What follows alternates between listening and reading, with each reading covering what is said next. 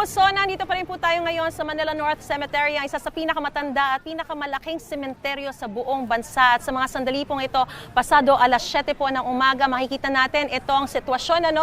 Kakaunti pa rin po, mangilan-ngilan pa lamang po yung mga kababayan natin na mga nagsisidatingan dito sa sementeryo. Mas marami pa po yung mga security personnel na nag-i-inspect sa kanilang mga gamit papasok ng sementeryo. Pero based on experience, talagang maya-maya pa kasi maaga pa po, kaya medyo maya-maya pa darating yung mga kababayan natin. Mostly mga around 10 a.m. yan hanggang mga hapon. Diyan po daragsa talaga yung boto ng mga kababayan natin. At dahil nga po ayon sa pamunuan, inaasahang aabot hanggang kalahating milyon yung daragsang mga kababayan tayo dito sa Manila North Cemetery para dumalaw sa kanilang mga yumaong mga mahal sa buhay. Marami pong serbisyong iniaalay ang pamunuan ng Manila North Cemetery para mas maging komportable po ang pagdalaw ng ating mga kababayan sa mga yumaong nilang mahal sa buhay. Gaya halimbawa, itong mga portalets po na yan, from 72 dati, ngayon nasa 82 na po yung mga portalets na inilagay po nila sa mga strategic areas para pag maiihi or may call of nature, meron po silang mapupuntahan agad. At yung mga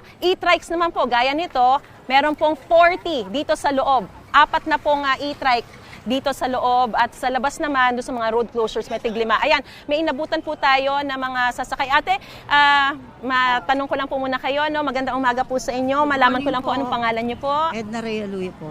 Okay. Ilang taon na po kayo? 65. So, senior. Alright.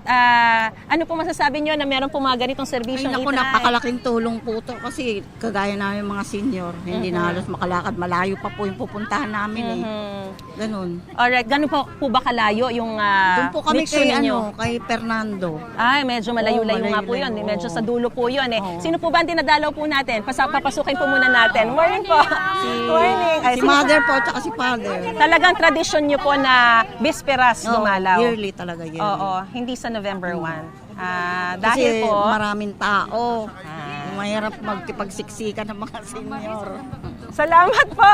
O baka po maiwan kayo ng e-trike, magsiksika na. Ayan, I love you too po. Thank you so much. Ingat po kayo sa pagdalaw niyo po sa inyong mga yumaong mahal sa buhay.